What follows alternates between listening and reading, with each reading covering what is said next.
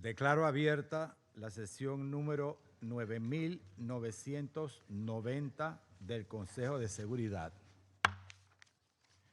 En el orden del día provisional de esta sesión figura el siguiente punto: mantenimiento de la paz y la seguridad de Ucrania. Queda aprobado el orden del día. De conformidad con el artículo 37 del Reglamento Provisional del Consejo, invito a participar en esta sesión a las delegaciones de Alemania, Estonia, Noruega, Polonia, Rumanía y Ucrania. Así queda acordado. En nombre del Consejo, doy la bienvenida a la excelentísima señora Yulia Sviridenko, primera ministra de Ucrania, que nos acompañará en el curso de la sesión. De conformidad con el artículo 39 del Reglamento Provisional del Consejo, invito a participar en esta sesión al señor Miroslav Yencha, subsecretario general para Europa, Asia Central y las Américas del Departamento de Asuntos Políticos y de Consolidación de la Paz y del Departamento de Operaciones de Paz. Así queda acordado. De conformidad con el artículo 39 del Reglamento Provisional del Consejo, invito a participar en esta sesión al excelentísimo señor Stavros Lambrinidis, jefe de la delegación de la Unión Europea ante las Naciones Unidas. Así queda acordado. El Consejo de Seguridad comenzará ahora el examen del punto 2 del orden del día. Doy ahora la palabra al señor Miroslav Yencha. Muchísimas gracias, señor presidente. Mr. President, yesterday the Secretary General condemned the Russian Federation's overnight missile and drone attacks that killed and injured many civilians, including children, across Ukraine. According to Ukrainian officials, the Russian Federation launched 598 drones and 31 missiles against Ukraine overnight between 27 and 28 August. In the capital city of Kyiv, at least 23 people, including 4 children aged between 2 and 17, were reportedly killed. At least 64 people, including 7 children, were injured. Several buildings were damaged in 33 locations across all 10 districts of the city. Most of the fatalities occurred in the Darnitsky district of Kyiv, where a missile reportedly struck a 5-story residential building, demolishing it from the 1st to the 5th floor. The attack also severely damaged the diplomatic premises of the delegation of the European Union in Kyiv and the British Council building. Across Ukraine, air raid sirens kept residents awake, seeking shelter in nearly all regions of the country. Civilian casualties were reported in Chernihiv, Kharkiv, Zaporizhia, Donetsk, and Kherson regions of Ukraine. In Vinnytsia region, a Russian attack reportedly struck a train depot. Yesterday's strikes are only the latest in the brutal escalation of countrywide aerial attacks.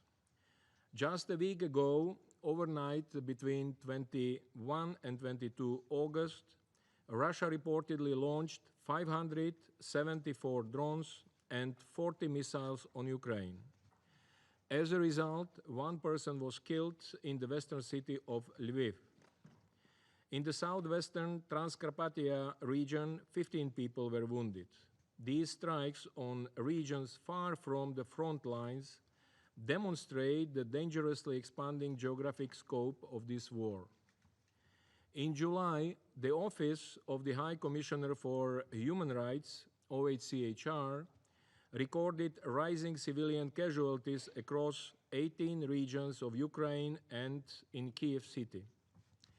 With at least 1,674 civilian casualties, 286 killed, and 1,388 injured, July set a new tragic record for monthly casualties since May 2022. In total, OHCHR has verified that since the start of the Russian Federation's full-scale invasion of Ukraine in February 2022, 14,054 civilians, including 730 children, have been killed in Ukraine. 36,164 civilians, including 2,263 children, have been injured. The impact of the conflict has also spread to the Russian Federation, where local authorities have reported civilian casualties, including in the Belgorod, Kursk, and Bryansk regions bordering Ukraine. On 24 August, Russian officials reported that the fire broke out after a Ukrainian drone was shot down near the Kursk nuclear power plant, damaging a transformer at the site. We have also several reports of Ukrainian strikes on oil refineries inside Russia. While the United Nations is not in a position to verify these reports, the growing impact of the conflict on the civilian population in the Russian Federation is of concern too. We once again reiterate that attacks against civilians and civilian infrastructure violate international humanitarian law. We condemn all such attacks wherever they occur. They are unacceptable and must end immediately. Mr. President, we are also concerned about the impact of the expanding and escalating fighting on the humanitarian situation in Ukraine as we are entering the fourth winter of the full-scale war. The United Nations remains fully committed to supporting Ukrainian civilians. So far this year, together with our humanitarian partners, we have reached 3.8 million people with aid. Furthermore, targeted winter support preparations are underway for 1.7 million people through the 2025-2026 winterization response plan. However, for us to be able to continue our life-saving work, scaled up and flexible donor support is urgently needed. We also continue to urge the sides to fulfill their obligations under international humanitarian law and allow for the safe, rapid, and unimpeded humanitarian access to civilians in need, no matter where they are or who controls the territory. Mr. President, the mounting death toll and devastation caused by the intensifying fighting over the summer run counter to the significant efforts over the past few months to give diplomacy a chance. The Secretary General has welcomed the recent diplomatic efforts led by the United States, including the meeting between the Presidents of the United States and the Russian Federation in Anchorage on 15 August, and the meeting between the Presidents of the United States and Ukraine and European leaders in Washington, D.C. on 18 August. We have also welcomed the earlier 3 rounds of direct talks between Ukraine and the Russian Federation in Istanbul between May and July. We commend the exchanges of prisoners of war that have continued to take place as a result of these contacts. Most recently, on 24 August, an exchange facilitated by the United Arab Emirates brought 146 prisoners home from each side. However, as large-scale attacks against civilians persist and civilian casualties rise, the current diplomatic momentum is at risk of rapidly fading if the focus on the need to end the violence and engage in genuine peace talks is not maintained. We therefore urge all concerned to urgently de-escalate the situation and to redouble efforts to create conditions for inclusive diplomatic efforts towards a cessation of hostilities and a just peace. On Sunday, 25 August, Ukraine marked its 34th Independence Day. That day also marked 3.5 years of full-scale war for the people of Ukraine and Russia, which has continued to be a source of instability regionally and globally. We renew the Secretary General's appeal for a full, immediate, and unconditional ceasefire. A ceasefire that results in a just, comprehensive, and sustainable peace in Ukraine, one that fully upholds Ukraine's sovereignty, independence, and territorial integrity, in line with the UN Charter, international law, and relevant UN resolutions. The United Nations remains ready to support all efforts to this end. I thank you. Agradezco al señor Yencha la declaración que nos ha proporcionado. Doy ahora la palabra a los miembros del Consejo que deseen formular una declaración. Doy entonces la palabra a la delegación de Eslovenia. Thank you, President. ASG Yencha, thank you very much for your insight and the contribution to this discussion. Mr. President, yesterday, Russia launched its second largest air assault since the start of the war. 620 drones and missiles were launched against Ukraine. The majority of them were directed at the country's capital. The attack on the city caused over 60 civilian casualties. Among them are at least 23 dead, including 4 children. Several multi-story residential buildings were destroyed. Shock waves from one of them damaged the nearby premises of the delegation of the European Union and the British Council. These are not military targets. Aerial attacks in massive waves on densely populated urban areas with explosive weaponry have no justification. They cannot be explained away by claims of pursuing military goals. Months of intensified attacks against civilians and civilian objects demonstrate a clear escalation of Russia's aggression against Ukraine. They took place while peace in Ukraine is being discussed. Slovenia reiterates its condemnation of these attacks, including the most recent, and they must not go unpunished. Mr. President, it was encouraging for Slovenia to hear both sides committing to peace this year, numerous times. However, hopes for peace are being contradicted by actions on the ground. 2025 is rapidly becoming the deadliest year of this war. In comparison to last year, civilian casualties in Ukraine have increased by almost 50%. As we just heard, this July set a new monthly record for civilian casualties since May of 2022. Throughout the year, Russia responded to offers of peace with drone and missiles, like the latest overnight attack which came in the midst of Ukraine's efforts to secure a summit meeting between both presidents. We are, however, stumbling on our path to peace. After months of engagement, tangible results are lacking. We need to refocus our discussions on stopping the bloodshed. We need an immediate and unconditional ceasefire. Slovenia stands ready to work towards a just and lasting peace in line with the UN Charter. All nations have the right to shape their own future, and all people deserve to enjoy peace, dignity, and freedom. It is time we empower Ukrainians to do just that. I thank you. Agradezco a la representante de Eslovenia su declaración. Doy ahora la palabra a la delegación de Dinamarca. Thank you, Mr. President. And I also wish to thank Assistant Secretary General Jencha for his informative and sobering briefing.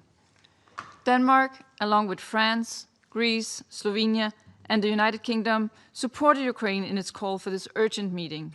We did so, firm in our conviction that when faced with a clear and blatant threat to international peace and security, this Council has a responsibility to act. Just yesterday morning, as we've heard, Russian airstrikes once again rained down on Ukraine in what has been reported as the second largest wave of attacks in this brutal 3-year war. Denmark strongly condemns these attacks, which killed at least 23 civilians, including 4 children, and injured dozens more. One of those who tragically lost their lives was a 2-year-old girl, born during Russian airstrikes on Kyiv and killed by Russian airstrikes on Kyiv. Another life cruelly cut short by Russia's illegal war. To the government of Ukraine, Denmark extends its deepest condolences to you and to all those who've suffered in these latest attacks. Russia consistently claims that its targets are military in nature, but their missiles have regularly hit schools, hospitals, apartment blocks, and diplomatic missions. Yesterday, as we just heard from the Assistant Secretary General, the delegation of the European Union and the British Council in Kyiv were added to this long list. These violations of international law, including international humanitarian law, are regrettably not new. They have been long documented in many reports by the UN Human Rights Monitoring Mission and the Independent International Commission on Inquiry on Ukraine. Mr. President, we commend the United States' effort to stop the killing and continue to hope for a breakthrough towards a comprehensive, just and lasting peace in Ukraine. But we must remain vigilant. Russia's words about peace must be accompanied by actions for peace, not by attacks on civilians. Denmark believes that the only pathway to a lasting peace begins with the guns falling silent. The aggressor must stop attacking the victim. Hostilities must end. Russia must enter talks in good faith with Ukraine as a full and equal partner. Looking further ahead, as in any war, if there is to be a lasting peace, there must be justice and accountability. And the only just peace is one based on the United Nations Charter. Clear and robust security guarantees for Ukraine would also be essential for a lasting peace. Denmark and our partners have indicated a readiness to contribute to those. Our view is clear. Ukraine's security is Europe's security.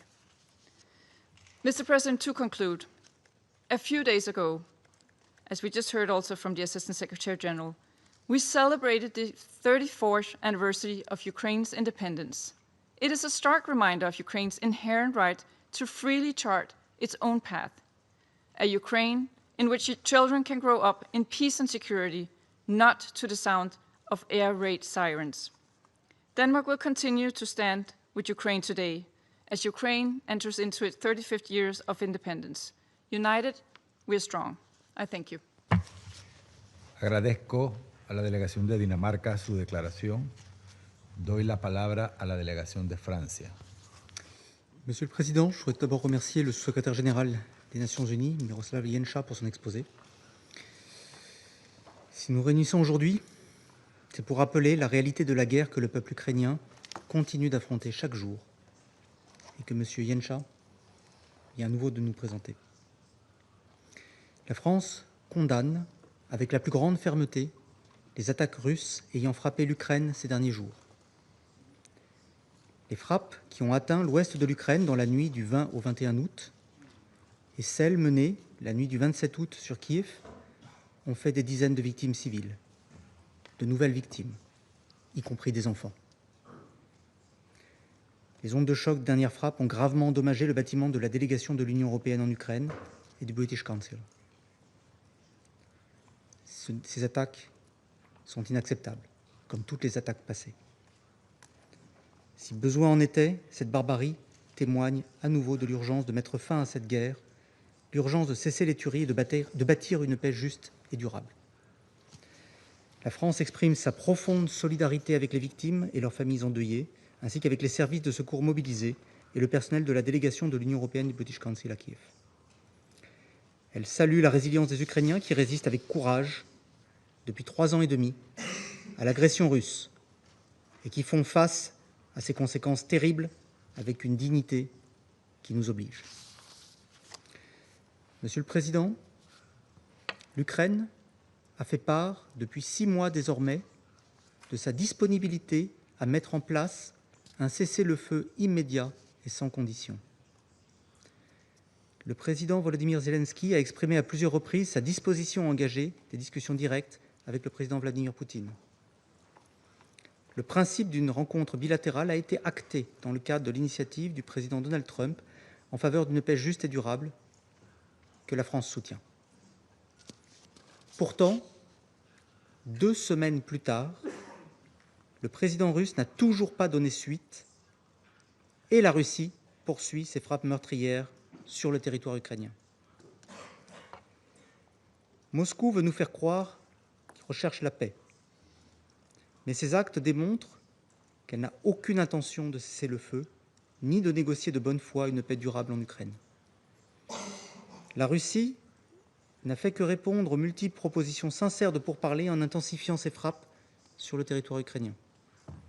Elle n'a fait que cibler les civils en violation des règles et principes du droit international. Faut-il le rappeler, les attaques indiscriminées contre les civils constituent des crimes de guerre. Ce Conseil doit être à la hauteur de ses responsabilités. En février dernier, il a appelé à une fin rapide des hostilités dans sa résolution 2774. Alors que la Russie viole depuis des mois cette résolution, qu'elle a pourtant soutenue, le Conseil doit être cohérent. Il est clair que cette guerre ne se poursuit que parce que l'agresseur refuse d'y mettre un terme.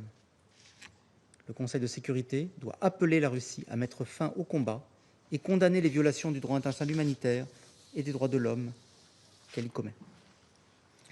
La France continuera de s'investir avec détermination aux côtés de l'Ukraine et de ses partenaires vers l'objectif d'une paix conforme au droit international, respectant la souveraineté et l'intégrité territoriale de l'Ukraine.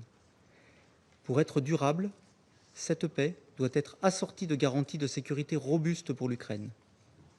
La France et les autres Européens, aux côtés des États-Unis, y sont engagés, car la sécurité de l'Ukraine est aussi la sécurité européenne.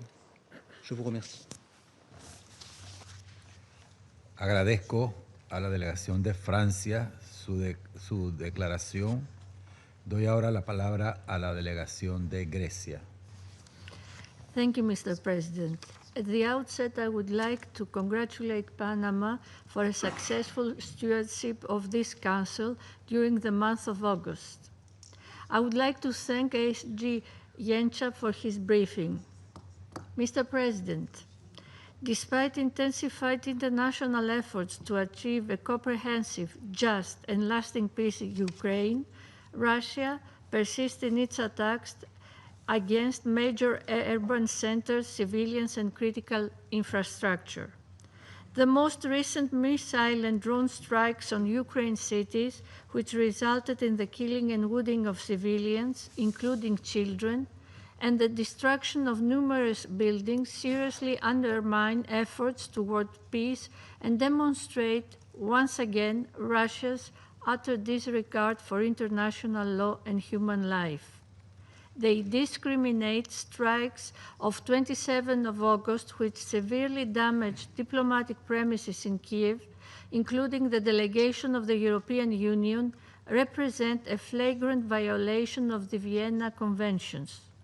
I would like to make 3 points. First, we are appalled by Russia's recent attack on Kiev, and we strongly condemn the deliberate targeting of civilians and civilian infrastructure in blatant violation of international humanitarian law. We call upon Russia to cease immediately such unlawful actions. We commend all UN and humanitarian agencies in Ukraine for the life-saving services they provide, and we thank them for their service. Second, on peace efforts, no negotiation can succeed while blood continues to be shed on the ground. We call for an immediate, full, and unconditional ceasefire as the necessary first step towards a comprehensive settlement. In full respect of Ukraine's sovereignty, independence, and territorial integrity within its international recognized borders. We welcome the US-led initiatives and the decisive efforts of President Trump to put an end to the war, and we call on Russia to stop its armed aggression and withdraw its troops from Ukraine. Any attempt to alter borders by the use of force is unacceptable and constitutes a dangerous precedent that undermines the very foundation of the international order. Third, no peace imposed upon Ukraine could ever be sustainable. A permanent peace agreement cannot be decided without Ukraine. It must rest on credible and enforceable security guarantees to prevent any recurrence of aggression in the future. Mr. President, Greece reiterates its unwavering solidarity with the people of Ukraine who have endured the devastating consequences of Russia's full-scale invasion for over 3.5 years. The war must end. We stand ready to support all international efforts aimed at securing a just, sustainable, and lasting peace, in full conformity with international law, the UN Charter, relevant UN resolutions, and the Helsinki Final Act. I thank you. Agradezco a la delegación de Grecia su declaración. Doy la palabra a la delegación del Reino Unido. Thank you, President, and I echo Greece's thanks for your stewardship of the Council in August. I'd also like to thank ASG for briefing us this afternoon. I also look forward to the participation of Her Excellency, the Prime Minister of Ukraine, in today's meeting. Only yesterday, the representative of the Russian Federation stood just outside this chamber and said to the media, I quote, "We believe in peace. We believe in diplomacy." Yet Russia's attack on Ukraine just the night before was one of the largest aerial attacks of its war. Russia says it believes in peace and diplomacy. Such brutal attacks say the opposite. Russia deployed nearly 600 drones and 31 missiles in an attack that hit civilians and civilian infrastructure. Among the homes and buildings destroyed in Kyiv, the British Council and the EU delegation suffered extensive damage. Deliberate targeting of civilian infrastructure and civilian objects is a violation of international humanitarian law. At least 23 people, including 4 children, were killed by these strikes, and dozens more were wounded. We extend our condolences to the families and friends of those killed. It has been reported that among the children who were killed, the youngest was 2 years old. The Kremlin's actions reflect no desire for peace or diplomacy that I can detect. We are appalled by the suffering that Russia has inflicted on civilians, including a guard at the British Council office who was among those injured and hospitalised. We're equally outraged by the damage these strikes caused to neighbouring EU delegation building.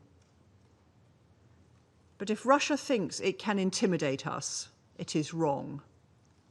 This will only strengthen UK and Western resolve to support Ukraine. These strikes are the actions of a Russian government that is hell-bent on destroying Ukraine and sabotaging international peace efforts. As my Prime Minister has said, quite simply, this bloodshed must end. And there remains only one solution. Putin must, as Zelensky has done repeatedly, agree to a full and unconditional ceasefire immediately. President, every time I have to deliver a statement which marks another milestone in Russia's violence, I'm joined by 13 of my fellow council members, 14 Security Council members calling for a cessation of hostilities. It is easy to sit here and say that there must be peace. Yes, we all want peace, but only one of us has the power to make that happen immediately. President Putin had the power to stop this war when we called for it last month, and the month before that, and the month before that, all the way back to February 2022. How many people would still be alive today if President Putin had committed to peace and diplomacy instead of violence back then? Or better yet, if he had decided not to invade at all? I thank you. Agradezco a la delegación de Reino Unido su declaración. Doy la palabra a la delegación de Sierra Leona. Thank you, Mr. President. And let me join colleagues in really extending our commendation and congratulations to you and your delegation on your successful presidency this month, as this is the last scheduled meeting. Mr. President, I thank Assistant Secretary General Miroslav Janča for his sobering briefing on the grave escalation of the conflict between the Russian Federation and Ukraine. And I welcome the participation of Her Excellency Ms. Yulia Shcheredenko, Prime Minister of Ukraine, to this meeting. Sierra Leone is alarmed by reports of continuous airstrikes on heavily populated areas, particularly of Ukraine. On 27 August, there were reports of a massive airstrike involving more than 500 drones and missiles, as briefed, killed at least 23 people, including 4 children, in Kyiv and injured over 45 others, with many still feared to be trapped under rubble. The strikes damaged residential buildings, a shopping mall, and even diplomatic premises of the British Council and the European Union. This tragic episode regrettably reflects the wilder pattern of the conflict. The first half of 2025 has witnessed relentless aerial bombardments of populated areas, leaving behind death, destruction, and despair. Hospitals, schools, universities, businesses, and critical energy and water infrastructure have all been targeted. Retaliatory strikes have also caused civilian injuries and infrastructural damage inside the Russian Federation. The UN Human Rights Monitoring Mission in Ukraine reported that July 2025 registered the highest number of casualties, civilian casualties, since the early days of the conflict, with 286 civilians killed and 1,388 injured. August appears to be continuing this devastating trend. The toll since 2022 is staggering. More than 50,000 casualties alongside the displacement of over 10 million people. Millions, particularly children, now live in fear, deprived of safe shelter, quality education, and basic necessities such as clean water and electricity. More than 1,600 educational facilities have been damaged or destroyed, compounding their plight. Sierra Leone deplores the deliberate targeting of civilian and civilian infrastructure. International humanitarian law is unequivocal. Such attacks constitute war crimes. We stress that the principles of proportionality, precaution, and distinction must be fully respected. Operations near nuclear installations or other critical civilian sites are particularly unacceptable and risk catastrophic consequences. We therefore reiterate our call on the involved parties to prioritize the protection of civilians, to cease indiscriminate attacks, to refrain from military operations in and around civilian infrastructure, and to ensure humanitarian corridors are respected. Compliance with international law, including human rights law and the Geneva Conventions, is not optional. It is obligatory. We commend the ongoing humanitarian aid coordination efforts led by the United Nations Humanitarian Coordinator and facilitated by OCHA under extremely difficult circumstances. With approximately 12.7 million people in Ukraine in need of humanitarian assistance, these efforts remain indispensable. We call for the safe, sustained, and unhindered delivery of aid, particularly to those in hard-to-reach areas and close to front lines. We further emphasize the importance of sustained and flexible funding for humanitarian and recovery programs, particularly in view of the upcoming winter season. Mr. President, this conflict is not confined to the borders of Ukraine or the Russian Federation. Its ripple effects are destabilizing global economies, undermining trust in the international system and norms, and aggravating food and energy insecurity. The disruption of grains export disproportionately affected developing countries, including in Africa, driving up prices and straining vulnerable economies. Most gravely, the conflict adds to a mosaic of geopolitical issues that are eroding the very integrity of the UN Charter. If internationally recognized borders can be redrawn by force and sovereignty principle not immutable, then the foundation of global peace and security is left unprotected. For Sierra Leone, the sovereignty, independence, and territorial integrity of states are immutable principles. To compromise them is to compromise the rules-based international legal order itself. Sierra Leone reaffirms its unwavering support for the Charter of the United Nations and its core obligations under Article 2.3 that all member states must settle disputes by peaceful means. In this spirit, we recall the Council's recent adoption of Resolution 2774, which reaffirmed that the primary purpose of the United Nations is to maintain international peace and security and to resolve disputes peacefully. It further called for a swift end to the conflict and a lasting peace between Ukraine and the Russian Federation. We also note the guidance of the General Assembly in its most recent resolution at the 11th Emergency Special Session, which underscored the urgent need to end the conflict this year. Sierra Leone aligns itself with these calls because peace must be the immediate priority. That peace, however, must be just, comprehensive, and sustainable. Only through genuine dialogue and good faith negotiations can the bloodshed end and stability return. With this in mind, and given the escalating toll of death, displacement, and destruction, the only viable path forward is through diplomacy and dialogue. We therefore support all initiatives, both within and beyond this Council, aimed at securing a stop in fighting, declaration of a pause to pave the way for a just, comprehensive, and sustainable peace. We take note of the recent confidence-building measures, including the exchange of prisoners of war, civilian detainees, and soldiers' remains, facilitated through talks in Istanbul. These are positive steps that should be built upon.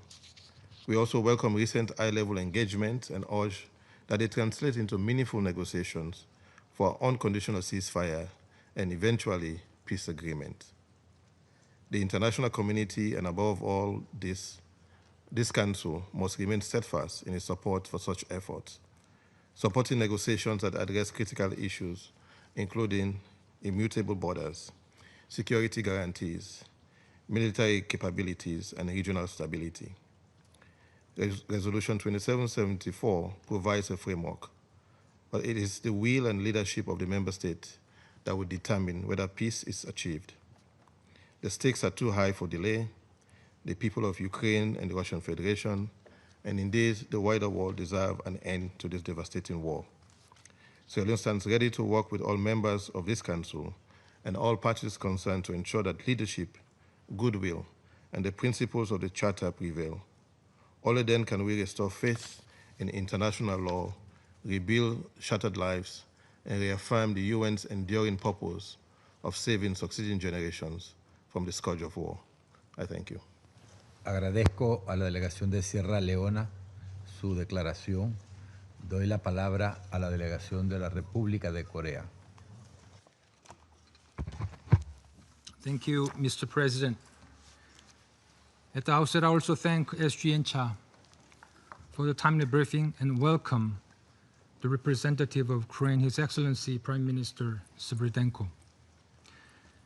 Mr. President, we return once again to this August chamber under grim circumstances to discuss the most recent appalling attack against civilians and civilian infrastructures in Ukraine. For months, we have witnessed an expansion of heavy air attacks and again urgently called for a cessation of hostilities in Ukraine. However, these calls are again being ignored as the Russian Federation continues to scale up its expensive drone and missile strikes on heavily populated civilian targets. The Republic of Korea condemns Russia's escalating attacks on civilian infrastructure. In the early hours of Thursday morning, Russia launched yet another disturbing drone and missile assault on high-rise residential buildings, educational institutions, and civilian transport as Kiev and other cities slept, killing at least 19, 4 of whom were children, and injuring over 60 others. And in addition to targeting Ukrainian civilians and civilian infrastructure, Thursday's attacks also hit the EU mission and British Council. My delegation categorically condemns all such attacks on diplomatic and consular premises, which are contrary to international law and global norms. Thursday's attacks, carried out with nearly 600 drones and 31 missiles, represent Russia's deadliest attacks on Ukraine since July, as well as the second largest air assault since this illegal war began. These attacks represent clear violation of international humanitarian law. Civilians must be always protected and should never be targeted.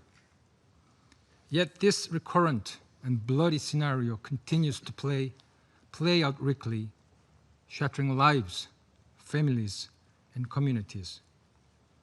They also exemplify again the urgency of ending this protracted horror. Mr. President, under this troubling backdrop, the Republic of Korea once again implores an immediate, full, and unconditional cessation of all hostilities. We continue to be supportive of all key diplomatic efforts to halt the bloodshed and end this war without further delay, and reiterate our deep appreciation for U.S. efforts toward this end. However, the continuing Russian attacks on Ukraine, such as Thursday morning's shocking barrage, not only threaten ongoing common global peace efforts, they directly undermine them. In this connection, my government is concerned about ongoing Russian-North Korean military cooperation that is exacerbating the severity and the scope of this war and its bleak ramifications, not only for Ukrainian civilians, but also for peace and security in both the European and Asian regions. Mr. President, all parties must take swift and concrete steps toward an end of war agreement in line with the Security Council Resolution 2774 to ensure a lasting peace between Russia and Ukraine. For its part, the Republic of Korea reaffirms its guiding commitment to ending this war and standing with the Ukrainian peoples as they rebuild their country and chart a brighter, more secure future. I thank you, Mr. President. Agradezco a la delegación de la República de Corea su declaración. Doy la palabra a la delegación de China. 主席，首先我要祝贺巴拿马即将完成本月安理会轮值主席的工作，并预祝韩国担任下月轮值主席一切顺利。我感谢严洽助理秘书长的通报。主席，当前乌克兰问题正进入谈判解决的关键阶段，中方支持一切有利于和平解决危机的努力，欢迎俄美、乌美、欧美近期举行的一系列接触和谈判，乐见相关方保持接触，寻求解决办法。与此同时，地面的战事仍未停歇，俄乌持续针对对方实施无人机和导弹袭击，导致新的平民伤亡和基础设施损毁，令人深感痛心。这也表明，实现和平的道路漫长而曲折，需要各方共同做出更多努力。我讲3点：第一，希望当事方展现冷静克制，推动战场局势尽快降温。我们再次呼吁，在任何情况下，平民和民用基础设施都不应该成为袭击目标。冲突当事方应严格遵守国际人道法，切实保护平民和民用基础设施安全。第二，希望有关各方相向而行，保持对话谈判势头。当前各方在实现和平的一些关键问题上，立场主张还有不小差距。越是如此，越要保持信心，保持接触，展现政治意愿，体现灵活姿态，争取尽早达成和平协议。第三，希望国际社会凝聚共识，为危机的政治解决营造积极氛围。国际社会，特别是重要利益攸关方，应在停火止战、劝和促谈方面开展更多的外交努力，应为推动对话谈判发出更多的积极信号。主席，从战争爆发第一天起，中方就呼吁停火止战，坚持劝和促谈，推动政治解决。我们以习近平主席提出的4个应该为根本遵循，同当事方保持接触，派出特使开展穿梭外交，并在联合国发起成立乌克兰危机和平之友小组，凝聚和平共识，推动和平努力。中方愿继续同国际社会一道，为推动危机的早日政治解决发挥建设性作用。谢谢主席。Agradezco a la delegación de China su declaración. Doy la palabra a la delegación de Guyana. Thank you, Mr. President. At the outset, I want to join in congratulating you and the delegation of Panama for your excellent stewardship of the Council during the month of August. And I also thank ASG Yencha for his briefing. Mr. President, we meet today following yet another series of airstrikes on Ukraine, which killed at least 23 people, including children. 23 lives that would have been spared had the parties agreed to a cessation of hostilities. The strikes also destroyed, as we heard, a residential building and damaged premises belonging to the European Union Mission and British Council in Kyiv. Guyana is compelled to reiterate the following 3 messages. First, Russia's military action in Ukraine undermines international law and is contrary to the principles enshrined in the UN Charter of respect for sovereignty, territorial integrity, and non-interference in the internal affairs of another sovereign state. The cost of this conflict, while borne most heavily by the Ukrainian people, is also being paid by civilians in the Russian Federation, the entire region, and the global community. We therefore reiterate our call for an urgent intensification of diplomatic dialogue to end the conflict, taking advantage of the pathways already created, and for immediate de-escalation of hostilities in both Russia and Ukraine. Lasting peace could never be achieved through the use of force, but rather by intense diplomatic effort. Ending this war peacefully must remain our foremost priority. Second, we reiterate our demand for full adherence to legal obligations under international law, including international humanitarian law and international human rights law.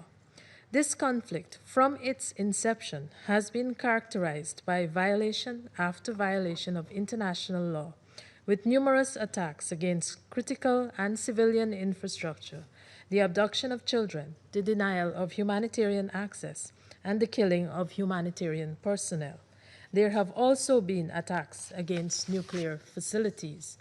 We once again call upon the conflict parties to fulfill their obligations under international law, including international humanitarian law, and to take all necessary precautions to protect civilians. We also underscored the need to prioritize the protection of children. Third and final, the international community must continue to support efforts and confidence-building measures that could bring the two parties closer to the goal of negotiating a ceasefire. We commend the recent prisoner exchanges and the talks in Istanbul and hope that these can continue and will be matched by initiatives in other areas. In closing, Mr. President, Guyana will continue to support all efforts of the UN Secretary General and other willing partners who have been working diligently towards sustainable peace, a peace that respects Ukraine's sovereignty, independence, and territorial integrity within its internationally recognized borders. I thank you. Agradezco a la I thank the delegation of Guyana for their statement. I give the floor to the delegation of the United States.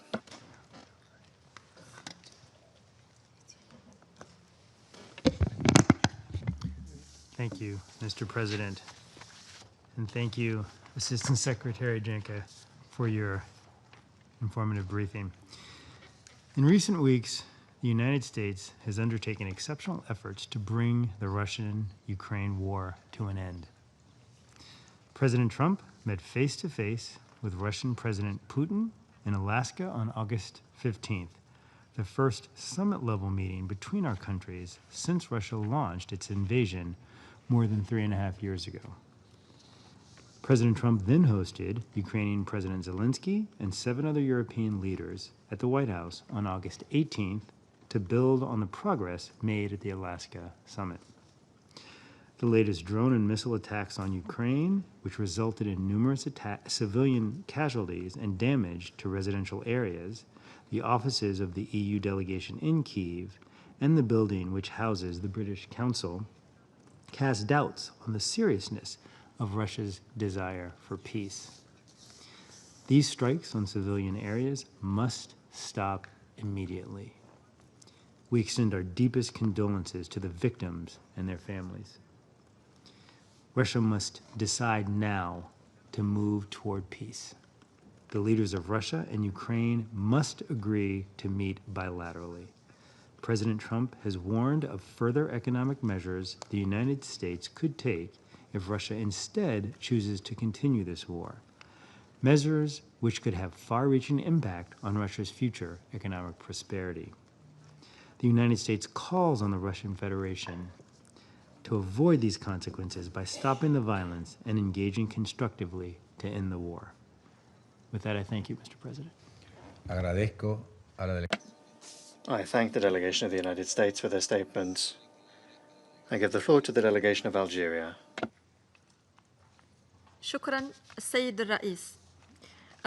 Thank you, Mr. President. At the outset, I would like to thank the Assistant Secretary General, Mr. Miroslav Yencha, for his thorough briefing. Mr. President, my country, Algeria, has repeatedly expressed its concern over the ongoing war between Russia and Ukraine. The consequences of this war are ongoing, leading to a deterioration of the humanitarian situation.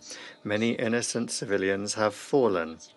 Others continue to suffer, including children, women, and older persons. With the continuation of confrontations, civilian infrastructure is also being destroyed, which is having a serious impact on the daily lives of civilians. What's more, information received yesterday noted the destruction of several diplomatic buildings in Kiev following explosions. Algeria reaffirms that the logic of confrontation will only lead to more violence and hostility. That undermines dialogue and negotiations and undermines diplomatic efforts aimed at achieving a peaceful solution, including in the context of direct negotiations, which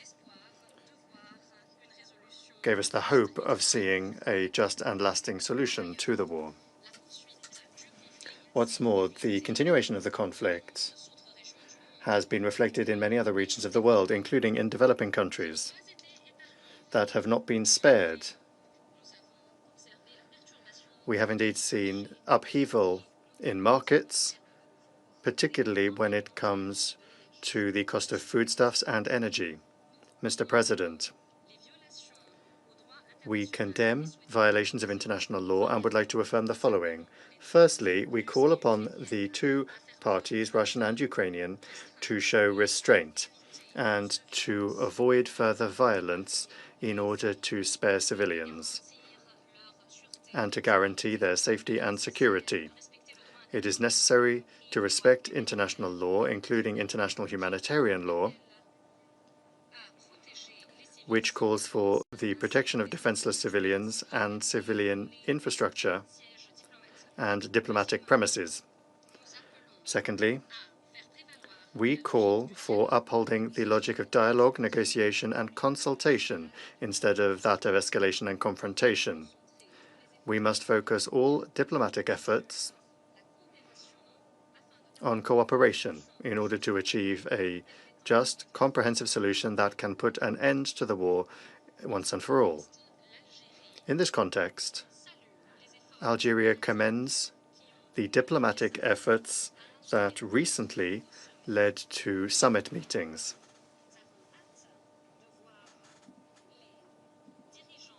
And we are keen to see the Russian and Ukrainian leaders meet under the auspices of the United States, so as to achieve direct negotiations between the two parties. Third, we call for concerted collective efforts to create an environment that is conducive to dialogue, and so as to conduct negotiations to achieve a consensus between the two parties, removed from any polarization or any narrow geopolitical calculation. By way of conclusion, we are firmly committed to all international efforts aimed at achieving a peaceful, just, and lasting political solution on the basis of the purposes and principles of the United Nations Charter, taking into account the legitimate security concerns of both parties. Thank you. Agradezco. I thank the representative of Algeria for the statement. I now give the floor to the representative of Somalia. Thank you, Mr. President. Mr. President, I also join others in congratulating you and Panama in the excellent manner in which you steered the Council's work for the month of August. Mr. President, at the outset, I would like to extend my appreciation to ASG Yanka for his comprehensive briefing on the latest development in Ukraine. We remain gravely concerned by the recent escalations in Ukraine.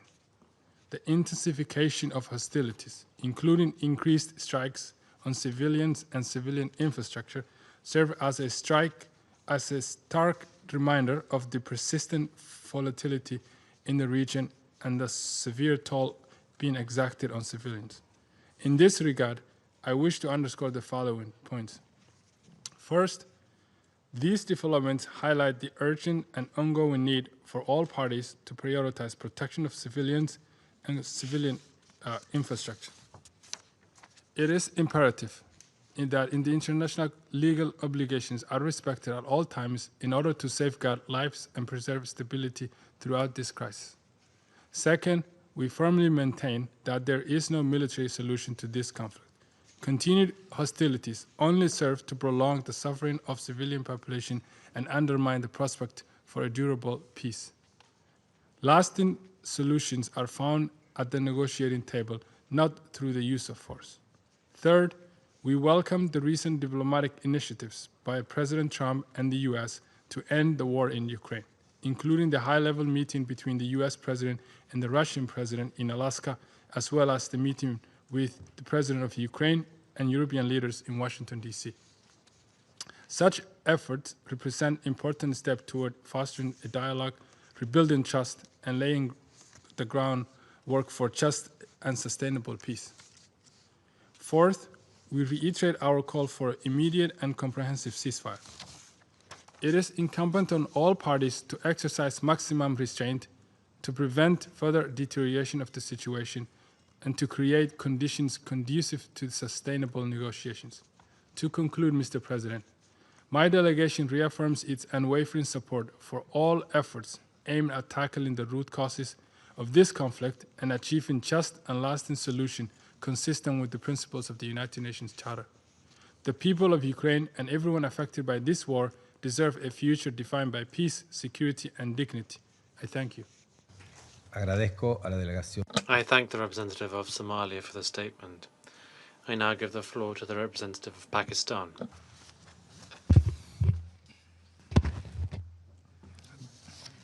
Thank you, Mr. President. Allow me also to start by congratulating you and your entire team for the successful and brilliant steering of this Council's work during current month. We also welcome the participation of Her Excellency the Prime Minister of Ukraine in today's meeting. I would also like to thank ASG Jancha for his briefing. Pakistan has repeatedly voiced its concerns on the continuing hostilities and devastating consequences of this conflict, particularly its humanitarian toll. It is regrettable that the conflict, which is now into its fourth year, continues to rage and devastate the lives and livelihoods of more and more people. We note with deep dismay the continuation in fighting, resulting in the loss of innocent civilian lives, including children. This is, as we have said before, both tragic and deplorable. Protection of civilians is paramount. International humanitarian law is clear and must be upheld universally. Mr. President, we regret the reports of damage caused to the EU office and the British Council in Kiev.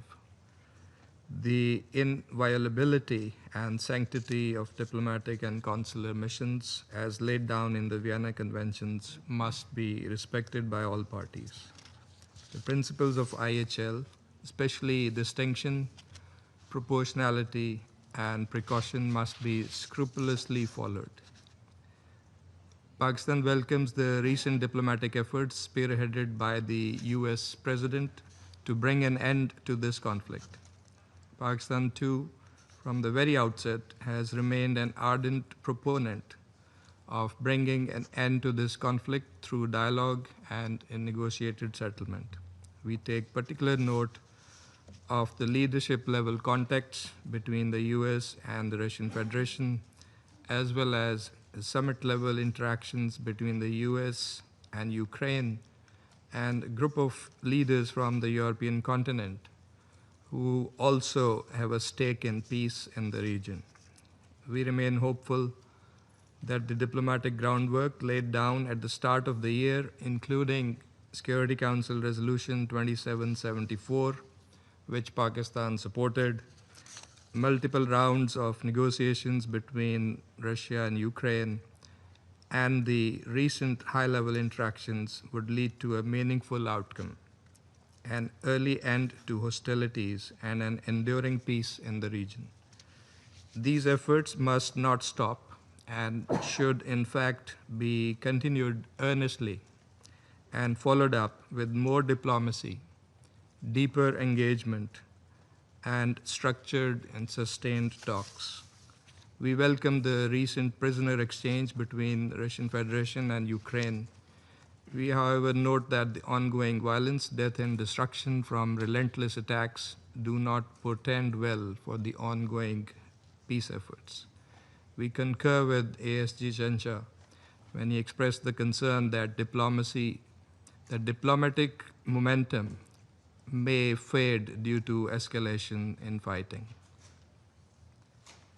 Mr. President, the pursuit of military means to resolve this conflict is a dead end. It would only deepen the suffering of the people. The way forward is in peaceful settlement, and that passes through de-escalation and ceasefire. only a sincere and meaningful dialogue which addresses the security concerns of all sides and which is anchored in the principles of UN Charter and international law, and which respects the relevant multilateral agreements, can help secure peace, which is both just and enduring. Pakistan will continue to support all efforts that pave the way for a peaceful resolution of the Ukrainian conflict. I thank you. Agradezco. I thank the representative of Pakistan for the statement. I now give the floor to the representative of the Russian Federation. Thank you, Mr. President. The meetings on Ukraine that our Western colleagues requested follow the same fairly primitive template. Russia is accused of strikes on Ukrainian cities, and they try, without evidence, to assert that the targets of the attacks were allegedly civilian objects, ignoring the fact that during our strikes, civilian casualties are caused exclusively by falling shrapnel from missiles and drones that are shot down, or directly by Ukrainian air defense missiles that have gone off course. And the reason for that is also well known. The deployment by Ukraine of missile defenses in residential developments in violation of the basic norms of IHL, and yet targeted Ukrainian attacks involving missiles and drones on civilian objects on the territory of Russia are deliberately ignored. This is the ham-fisted formula that our Western colleagues and again, they seem to be filling up the room today like sardines. They could long ago have trained an AI to follow this scheme when writing their generic statements, given how inhuman and detached from reality it is. And perhaps they're already doing that, since there's nothing new that goes beyond this template that we've heard today. My response to these accusations today is probably also not going to contain anything new. Yes, we did indeed, in the night between the 27th and the 28th of August, in pursuit of the aim of demilitarizing Ukraine, strike objects that relate to the military-industrial complex of that country. As was announced today by the Ministry of Defense of Russia, 62% of the key military enterprises of the military-industrial complex of Ukraine have been damaged. The group missile and airstrike targeted in particular military airfields, Air Force arms depots, hangars, airport aprons, and other transport and energy nodes in a number of Ukrainian oblasts. In Kiev and Kiev Oblast, the main targets were companies of the military-industrial complex, including the factories Artyom, Kievsky Radiozavod, Spetsoboronmash, Slavutich, and Ukrspets Systems. They were directly involved in the development and production of various forms of UAVs, and they have capacity for the repair and production of radar stations, fire control systems, and UAF communications equipment, as well as UAF assembly lines and warehouses.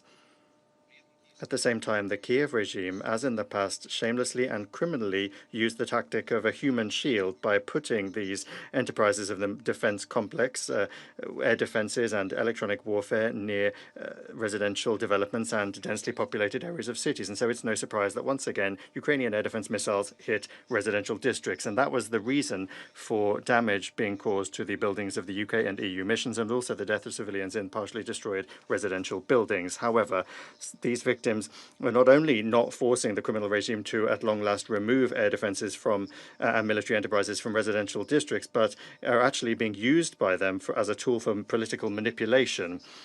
Every such tragedy is intentionally whipped up to blame the deaths of Ukrainian civilians on Russia, to appeal to Western sponsors and international donors, to demand the introduction of new sanctions, and to angle for new arms deliveries. And that happened today as well.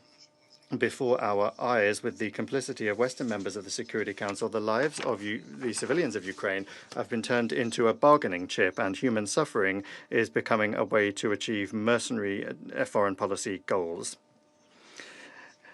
In light of the irremediable hypocrisy of our Western colleagues and their reluctance to expose the true reason for people dying, Ukrainian citizens have long ago figured out what's going on. They quickly understood that the danger for them was coming from the Ukrainian air defense systems and not Russian strikes.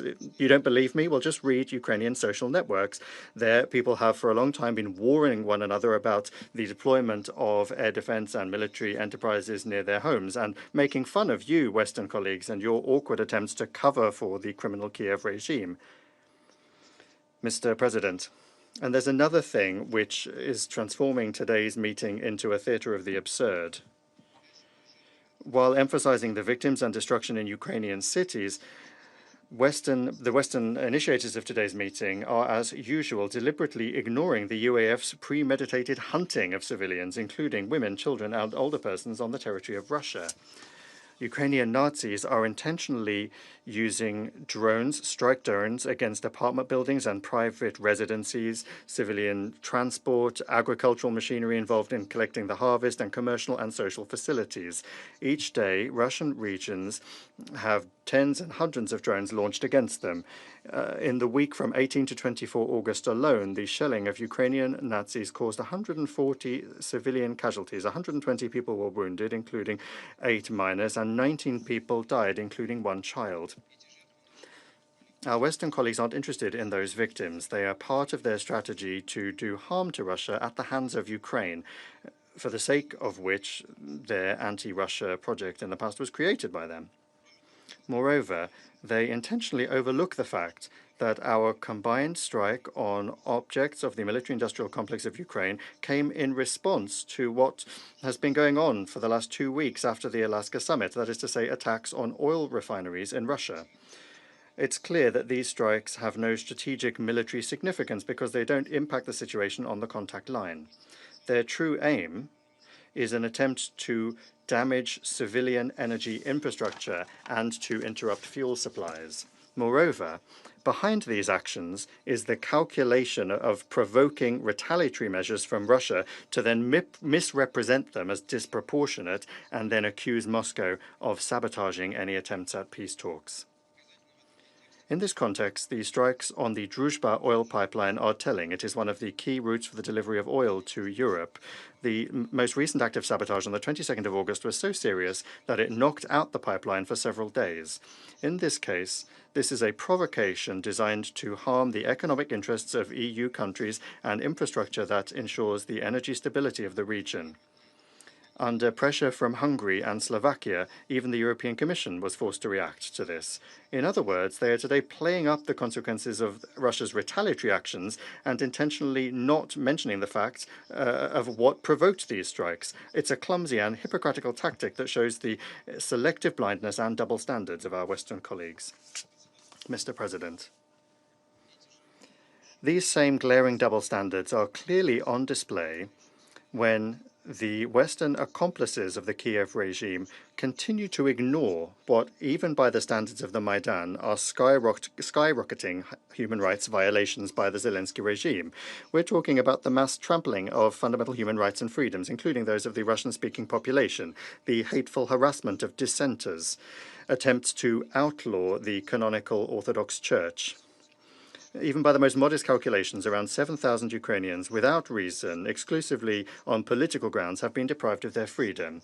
And this also applies to clergy from the Ukrainian Orthodox Church, and also journalists and ordinary citizens who express an opinion that is not in line with the position of the regime. Recently, we together received a letter from a former deputy of the Verkhovna Rada of Ukraine, who is now accused of high treason. His name is Alexander Dublinsky. The facts that he touches upon, including the death from torture in the dungeons of the Kiev regime of the American journalist Consuelo Lira, were confirmed by international human rights organizations and referred to in the report of the U.S. State Department on human rights in Ukraine for 2024. Just the other day, Security Council members received another letter, this time from the journalist Diana Panchenko. She asked the UN Secretary-General to take measures to protect political prisoners. She refers also to reports from the Office for the High Commissioner for Human Rights, which notes systematic cases of arbitrary detention without official charges, the use of torture, and denial of access to justice under the Kiev regime. Attached to the letter is a list of more than 550 victims of political persecution in Ukraine. Even a brief analysis of the content of these letters allows us to draw a clear conclusion. The Zelensky regime has created a machine of repression that is based on violating fundamental human rights and freedoms. The state security bodies, obedient courts, and the security and defense agencies are being used to intimidate society and prevent dissent.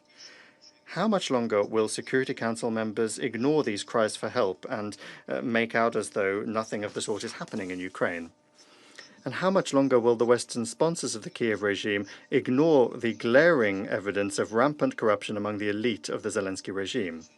At the beginning of the week, several Western media outlets reported that a former investigator of the National Anti-Corruption Bureau of Ukraine that had fled to Europe managed to bring with him several thousand pages of internal documents that exposed corruption schemes in the highest echelons of the Ukrainian authorities. Yelena K., whose surname is not provided, led a task force tracing offshore assets.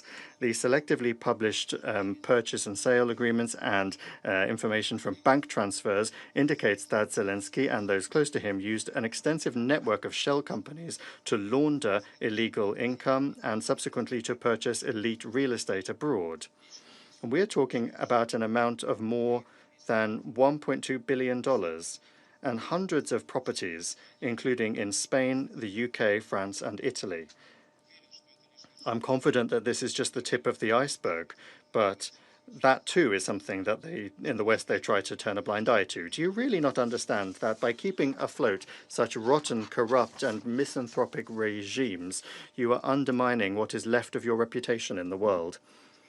Mr. President, if our Western colleagues were able to speak the truth, they would long since have acknowledged that for many years the West had been creating in Ukraine direct threats to the security of the Russian Federation and essentially indulged the actions of the Kiev regime to exterminate on Ukrainian territory everything Russian and the Russian-speaking population, in gross violation of the UN Charter, which requires upholding human rights, including linguistic and religious rights, as well as numerous international conventions, as well as the Constitution of Ukraine itself.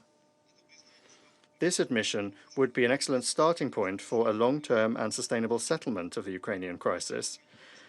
That's not happened yet, but there is some optimism coming from the fact that some of our partners, first and foremost the United States, are more and more understanding the need to address the root causes of the conflict, without which it won't be possible to resolve it.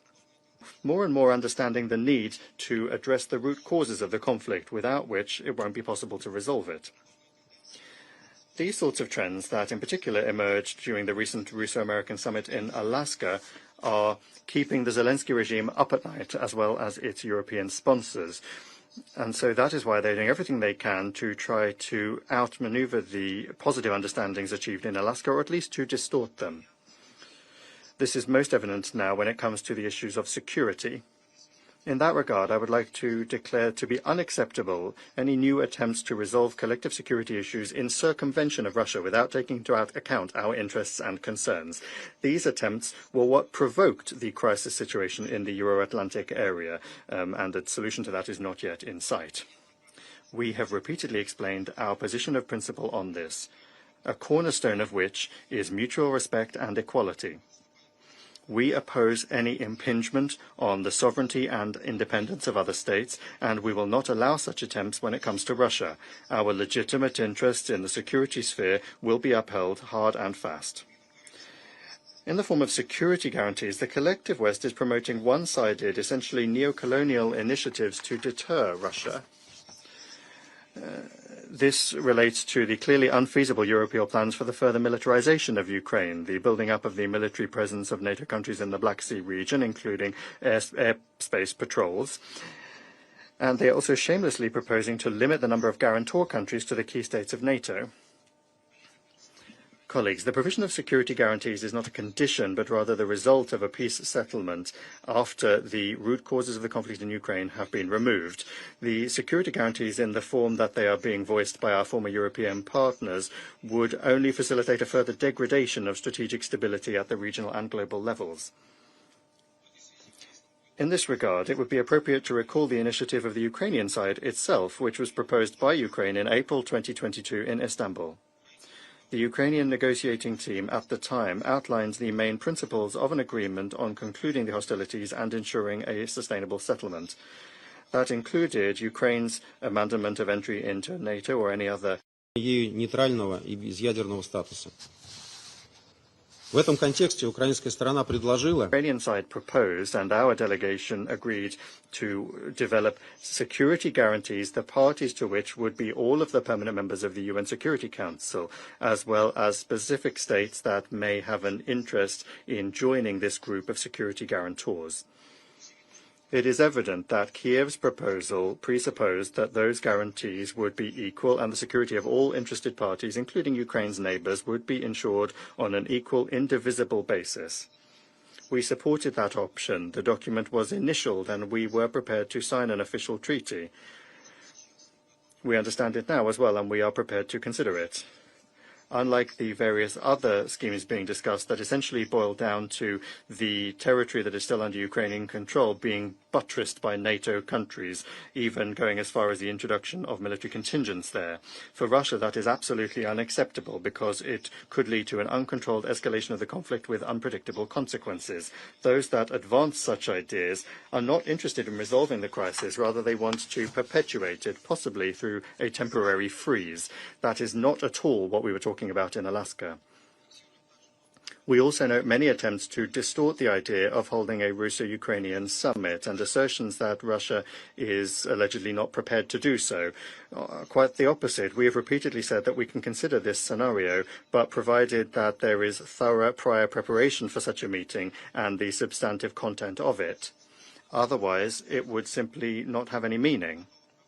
We do stand ready to work in any formats with the understanding that that should be in good faith and honest. A possible Russo-Ukrainian high-level meeting could draw up mutual agreements that are based on well-understood steps and measures following the Alaska summit. However, what can we talk about really if Zelensky is publicly saying that he does not, for example, want to discuss the question of territory, in so doing throwing down the gauntlet to President Donald Trump, who openly said that that should be the subject of negotiations. The head of the Kiev regime has also clearly stated that no one can ban Ukraine from joining NATO, which also runs counter to what was said by President Trump. Zelensky also is not intending to repeal the laws that essentially ban the Russian language, destroy Russian culture, education, Russian language media, and the canonical UOC. If the expired Ukrainian president is not prepared for these discussions and in general does not want to make any compromises, which he has repeatedly highlighted over the past 10 days, then it's not entirely clear why he is insisting on a meeting with Russian President Putin. Mr. President, to achieve mutually acceptable solutions that would guarantee a non-repetition of the conflict, diplomatic efforts must be intensified. I would remind you that during the third round of the renewed Istanbul negotiating track on the 23rd of July, we proposed that the Ukrainian side consider the creation of 3 working groups on political, humanitarian and military issues. We believe that this would allow us to more specifically consider the agenda items, and that could be useful in terms of bringing our positions closer together and achieving a settlement of the Ukrainian crisis. More than a month has gone by since then, but we have still not got a response from Ukraine. We believe that this matter and the course of the negotiations in Istanbul in general to be something of a litmus test for what Kiev is really interested in. Is it diplomatic work or simply PR and the sabotage of constructive mediation efforts? Thank you for your attention. Agradezco a la delegación. I thank the representative of the Russian Federation for the statement. I will now make a statement in my capacity as representative of Panama.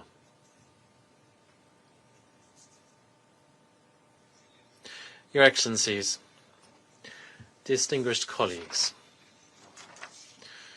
we would like to thank ASG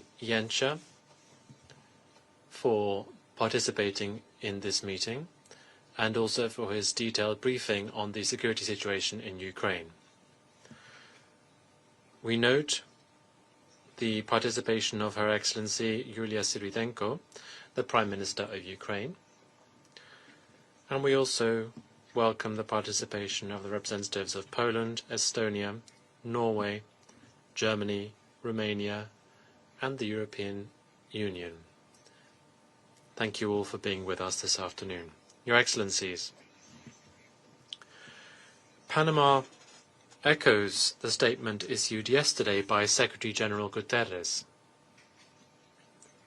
He condemned the Russian attacks on Kiev, Ukraine, during the morning of the 28th of August.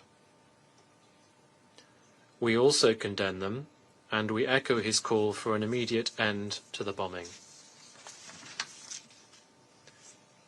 Panama laments the high toll of civilian deaths, including children, caused by this latest tragic attack, and we would like to extend our condolences to the bereaved families. This war has shaken the foundations of the international system, and its only tangible results to date are the thousands of people who have died, including soldiers, civilians, children, and persons with disabilities, as well as countless injured on both sides. We have seen with dread how residential areas and critical infrastructure on both sides have been attacked. And now this has even affected diplomatic premises belonging to the European Union and the British Council. They have also now been affected, which blatantly violates the 1961 Vienna Convention. 6.9 million Ukrainians have had to seek refuge outside their country, while 3.7 million have been obliged to move within their own country. The repercussions of this tragedy are also global in terms of food insecurity, the surge in energy costs, and increasing economic instability throughout the world, whose consequences will take years to abate. Your Excellencies, 4 years of war have brought about appalling human suffering. The military path, which some are insisting on maintaining, is as futile as it is vicious.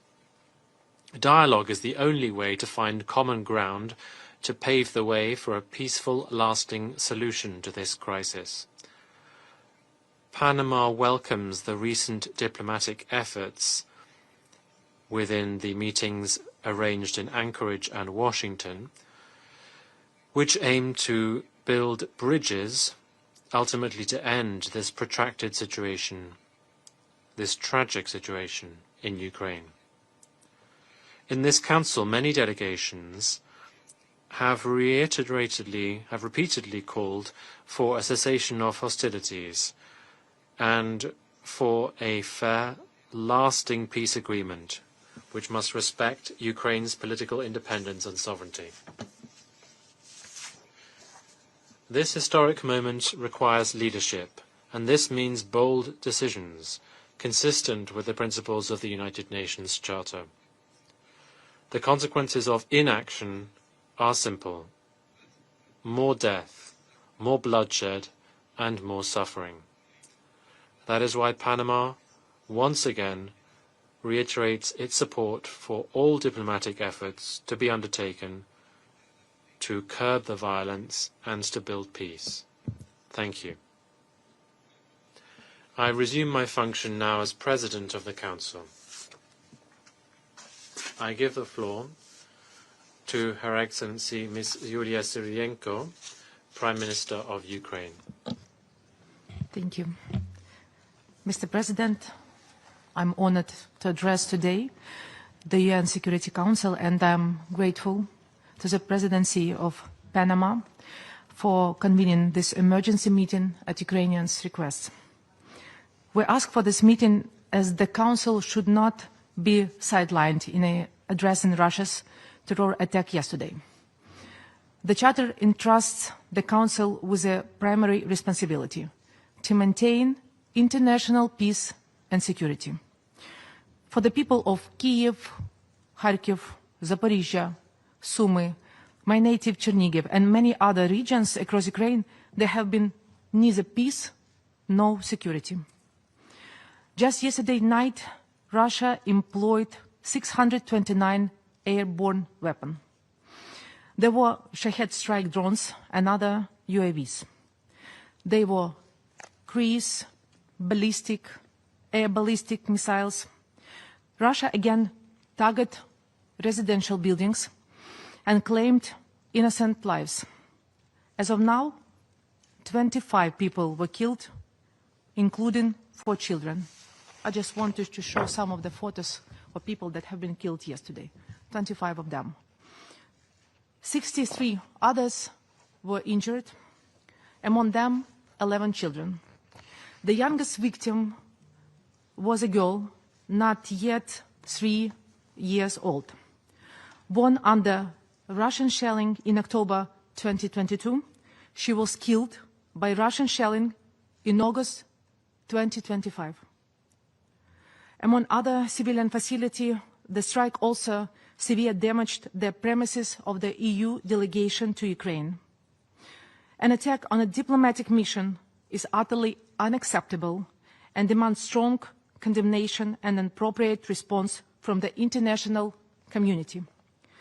We are grateful to all who have expressed solidarity with Ukraine and its people following the Russian heinous attack. I would particularly like to thank the UN Secretary General for his strong condemnation of Russian shelling and for supporting efforts to achieve a just, comprehensive and lasting peace in line with the UN chapter.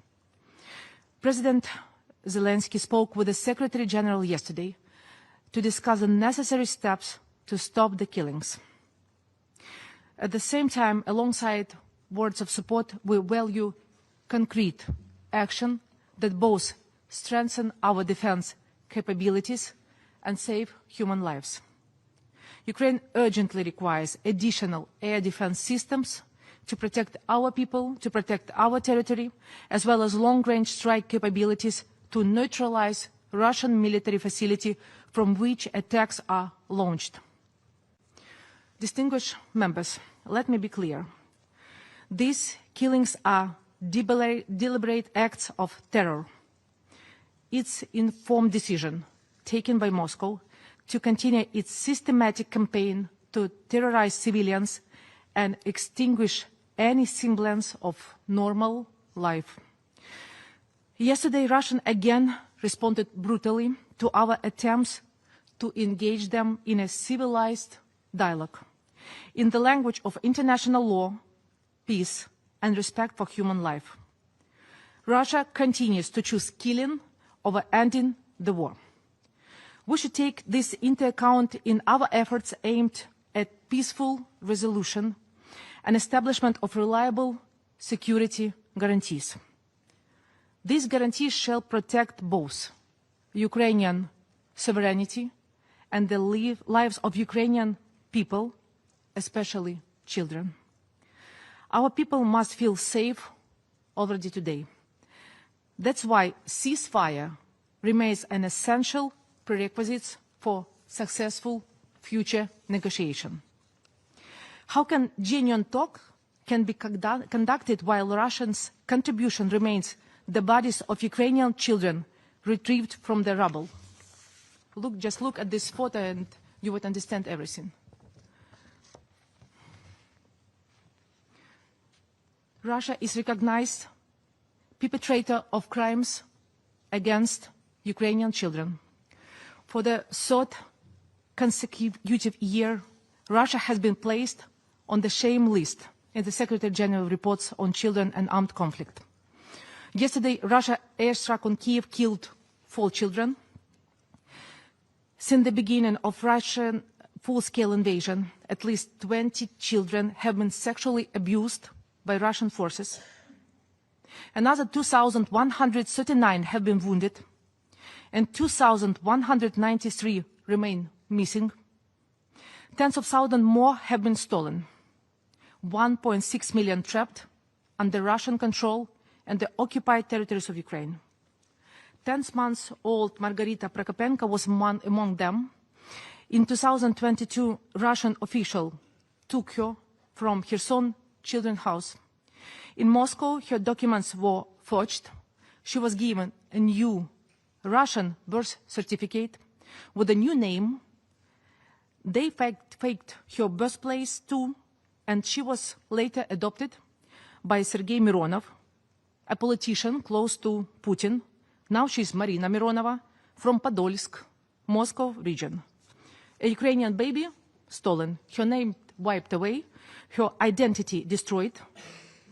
Margarita's case is not isolated. It's policy.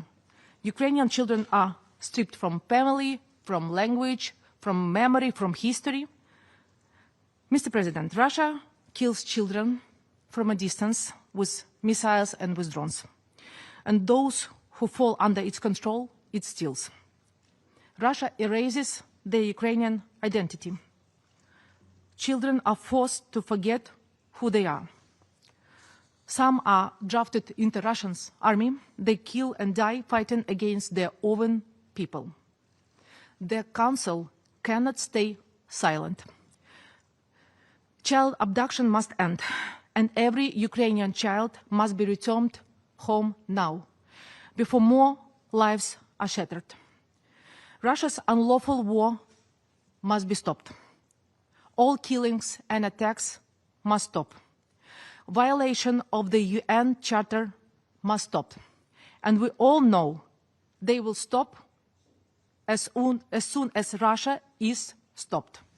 That is why our soldiers are doing on the ground, stopping Russia's advance. That is what we expect from the international community in global forum.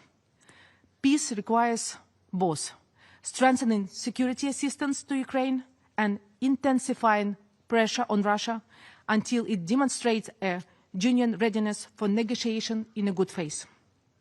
As long as Moscow rejects peace initiatives, it's imperative to intensify diplomatic, economic, military pressure on Russia. This includes swift adoption of the European Union 19th sanction package, full disconnection of Russia from international financial systems, sanctions against the so-called shadow fleet of oil tankers, the imposition of strong tariffs to undermine Russia's war economy, and the strengthening of personal sanctions against Russian political and military leadership to ensure they cannot evade accountability.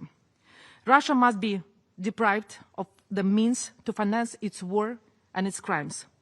Let me reiterate that strengthening our defense capacity will also serve the goal of encouraging Russia to engage more constructively with international peace efforts. Mr. President, Ukraine remains ready to give diplomacy a genuine chance with the goal of achieving a comprehensive, just, and lasting peace. We highly value the diplomatic efforts of President of the United States, Donald Trump, and the European leaders. Yet Russia's ongoing attack undermines and devalue these efforts by the American leadership, supported by many European states and states from other regions of the world. Let me emphasize, the people of Ukraine still hope that this Council and its member states, who have consistently emphasized the need for cessation of the hostilities, will now show the courage to turn word into action by supporting a relevant solution on the matter. Restoring respect for international law, above all the UN Charter and its principle of territorial integrity, will send a clear message. Aggression must be punished, never rewarded. Thank you for your attention. Agradezco a la... I thank Her Excellency Ms. Sviridенко for her statement. I now give the floor to the delegation of Poland.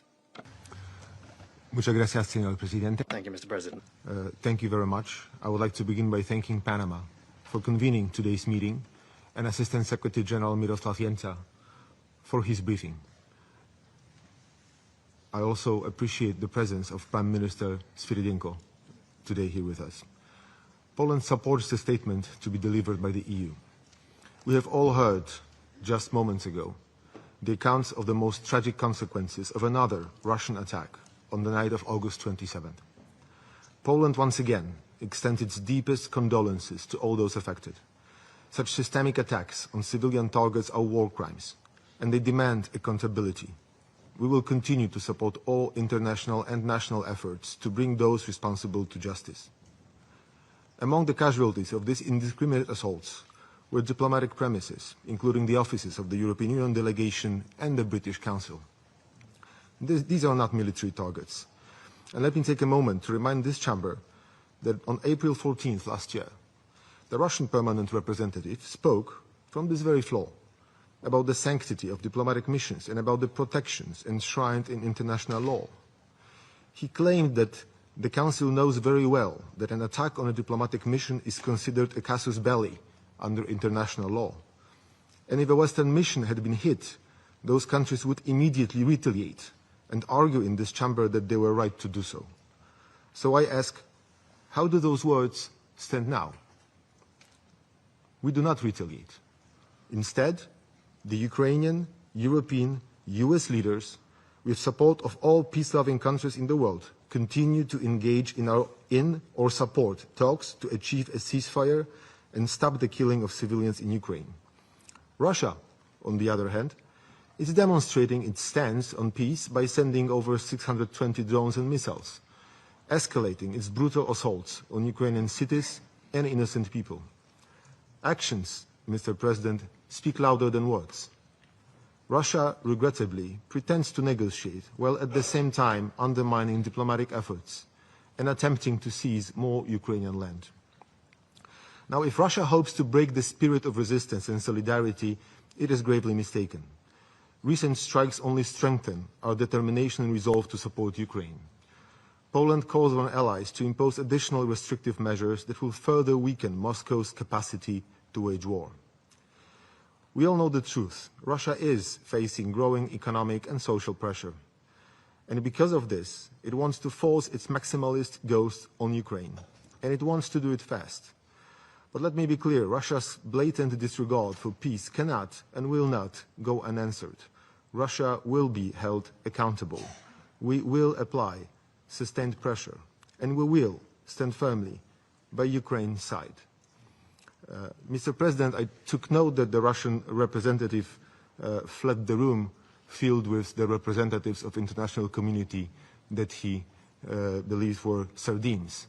But perhaps it is a good omen, because indeed it does take a collective unity and resolve of all of us, the members of international community, to force Russia to abandon its terror tactics, engage in genuine negotiations, and, just like the Russian representative, go home.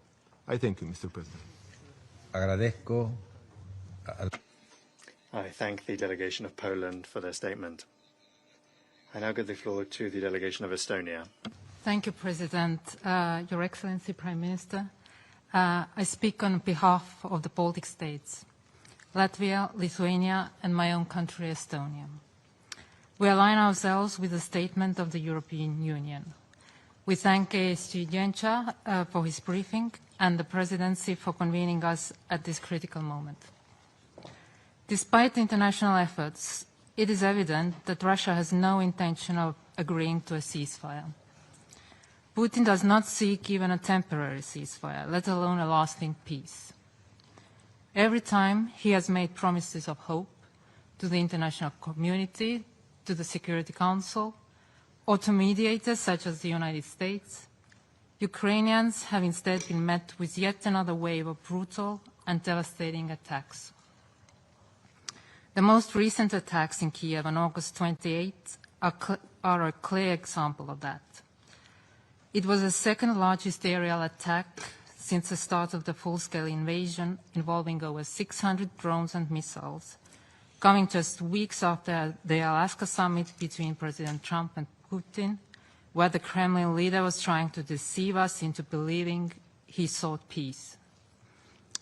These attacks left at least 23 Ukrainian civilians dead, among them 4 children. Among those killed was a 2.5-year-old child, born after the full-scale invasion and killed before ever knowing peace. Sadly, this story is just one among countless tragedies, where lives have been ruined or lost since February 2022. Behind every figure lies a human tragedy: families torn apart, children illegally deported, homes destroyed, communities shattered. Furthermore, the recent attacks on August 28 targeted and damaged also the European Union and the British Council offices in Kiev. This demonstrates that Russia will not cease its campaign of terror against Ukraine, even striking diplomatic facilities in clear violation of the Vienna Convention. Russia only pretends to have a desire for peace while relentlessly pursuing its goal of subjugating Ukraine and reshaping Europe's security order to fit its own designs. President, just a few days ago, on August 24, Ukraine marked its Independence Day. It is profoundly disturbing that in the 21st century, a European country, a full member of the United Nations, must celebrate its independence while almost one-fifth of its territory remains brutally occupied by a permanent member of the Security Council, the very body created to protect, not to undermine or destroy. Yet Ukraine has shown remarkable courage and resilience in defending its sovereignty and statehood against aggression. We pay tribute to the determination of the Ukrainian people and reaffirm our unwavering support to Ukraine's independence, freedom, territorial integrity, and sovereignty. Our message is clear. Russia is the aggressor. Its imperialistic objectives remain unchanged. The root cause of this war lies in Putin's refusal to accept the collapse of the Soviet Union. And a just and lasting peace must be grounded in the principles of sovereignty, territorial integrity, and international law. The occupation of any territory of Ukraine by Russia will never be recognized by the international community, neither de jure or de facto.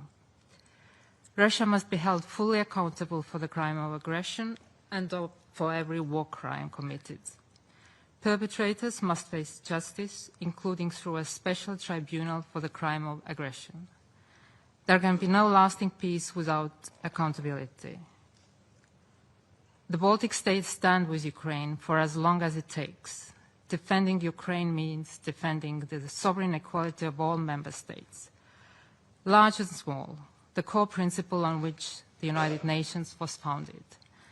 Mr. President, as I speak here now, there are currently another attack on Ukraine underway, where planes and drones are in the air.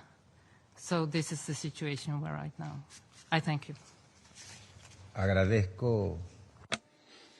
I thank the delegation of Estonia for their statement. I give the floor to the delegation of Norway. Mr. President, I have the honor to speak on behalf of the 5 Nordic countries, Denmark, Finland, Iceland, Sweden, and my own country, Norway. Thank you, President, for convening this emergency meeting.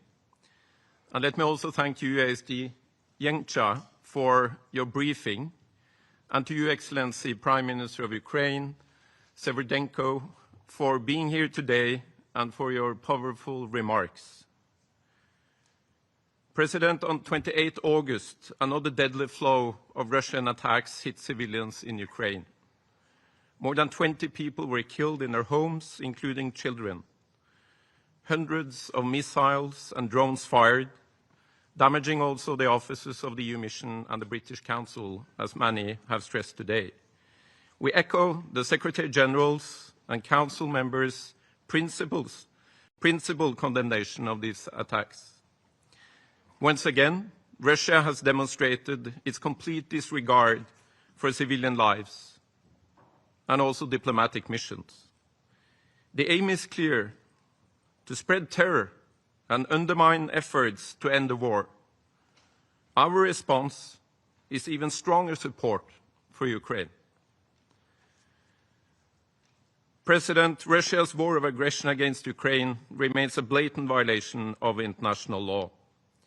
We commend all member states who stand up for Ukraine and its sovereignty and territorial integrity. International law is universal. It must be respected everywhere at all times. We expect all members of this Council and of the UN to reaffirm a core principle of the UN Charter that international borders must not be changed by force. Since the annexation of Crimea in 2014, Russia's strategic aim of subjugating Ukraine has remained unchanged. The list of unfolding horrors in Ukraine, many of which may amount to war crimes, are causing immense human suffering. Russia must end this war. It must end its meaningless bloodshed. President, a full and unconditional ceasefire is the necessary first step.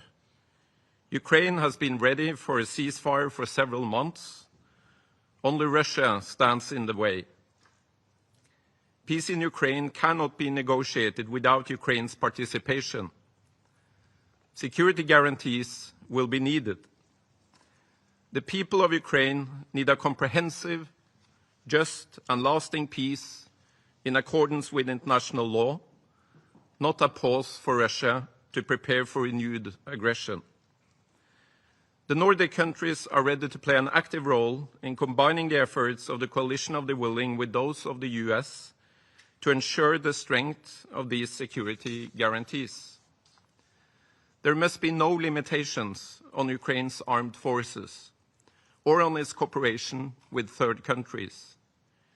Ukraine is the only one who can decide which alliances it seeks. It has been said before in this chamber, but it needs to be repeated. The situation for Ukrainians living under Russian occupation is deeply alarming. Their human rights are violated. Deported and forcibly transferred children must come home safely.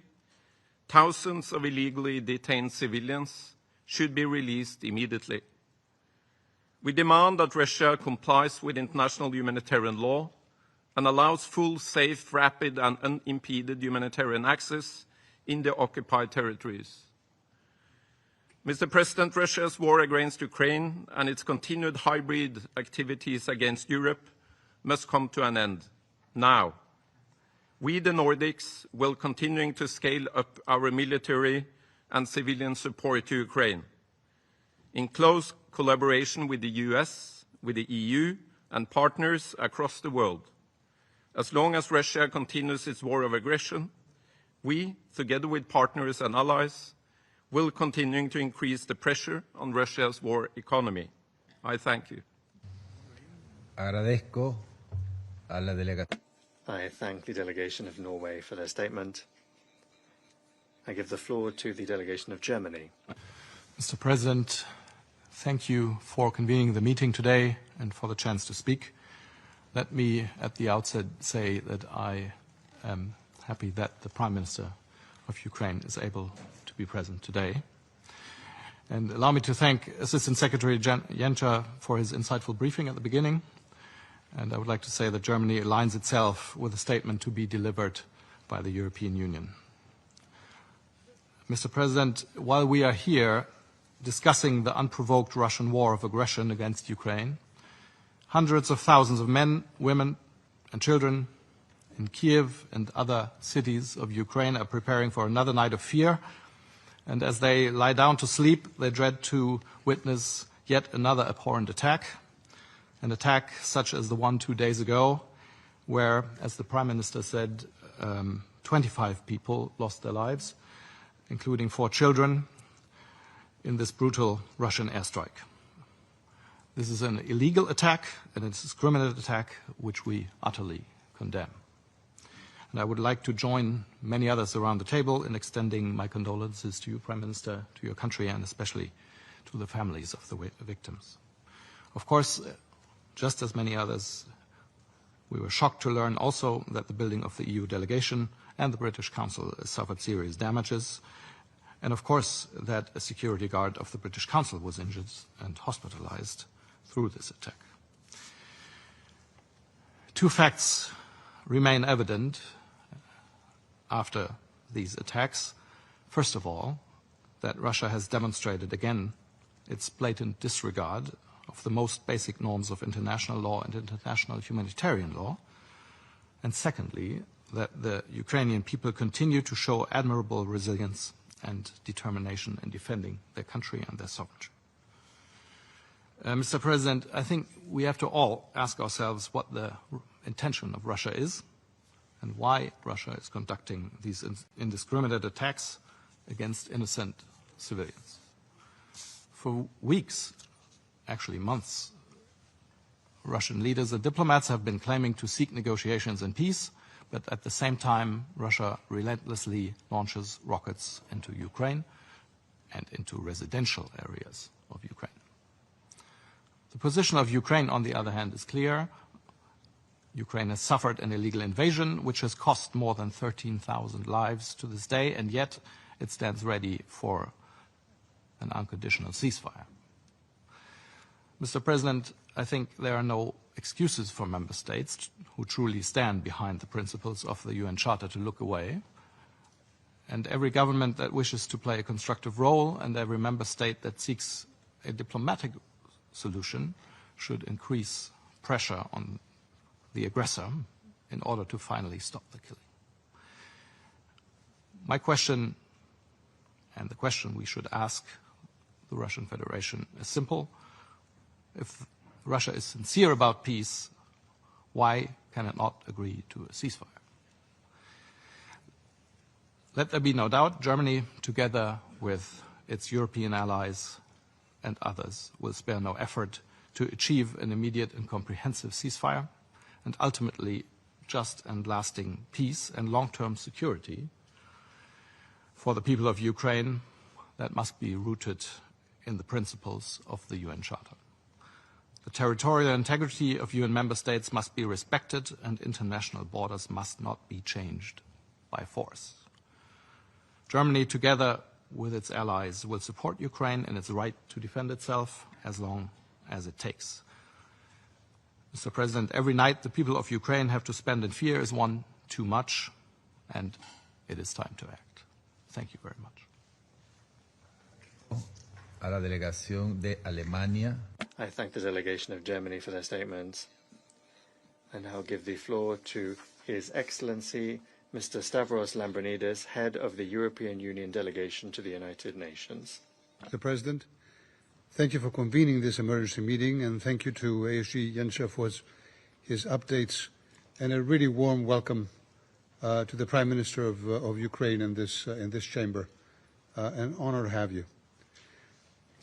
Colleagues, as high-level talks for peace are ongoing, as European leaders work with Ukraine and our allies to stop the killing, as we are hopefully reaching finally a moment of truth for peace in Ukraine, Russia has once again shown its true intentions with another massive and brutal overnight attack against Ukrainian cities and civilians. Ordinary civilians, including children as young as 2 years old, have paid the ultimate price for Russia's unprovoked, unjustified, and illegal aggression. Without the effective intervention of Ukrainian air defenses, who reportedly destroyed 589 out of 629 Russian drones and missiles, the civilian toll would have undoubtedly been dramatically higher. I was shocked to learn that multiple Russian missiles also struck close to the EU delegation in Kiev, causing severe damage to our premises by the shock waves. Fortunately, none of our colleagues were injured, but a security guard of the British Council was. I thank many of you in this room and outside for your statements of solidarity and concern, which I promise you I will convey to my colleagues in Kiev. We will, of course, not be intimidated. Such blatant violations of international law and the inviolability of diplomatic premises only strengthen our resolve to stand with Ukraine and to stand with the Ukrainian people. Colleagues, this latest Russian attacks are part of a broader plan. Over the past few months, Russia has intensified its attacks across Ukraine, targeting civilians and civilian infrastructure. Intentionally directing an attack against civilians or civilian objects is a war crime, in case anyone needs to be reminded of it. The increasingly tone-deaf and hypocritical statements the Russian Federation makes in this chamber simply underscore the cynical intentionality of their continued aggression against a sovereign country, a free country, and blatant violations of international law. Our objective, dear friends, remains clear. The European Union supports an immediate, full and unconditional ceasefire. We also welcome the efforts of the United States to seek an end to Russia's war of aggression and to stop the killing. As European Union, we contribute to these efforts in order to achieve a just and lasting peace and long-term security for Ukraine and for our continent.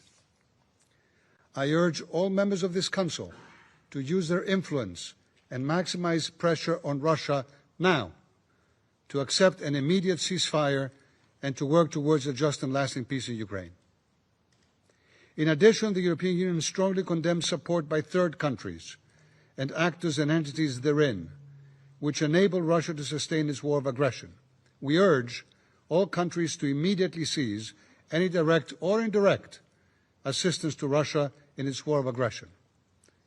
Russia and its leadership must be held fully accountable for waging a war of aggression against Ukraine and for these other serious crimes under international law, as well as for the damage, the massive damage caused by its war.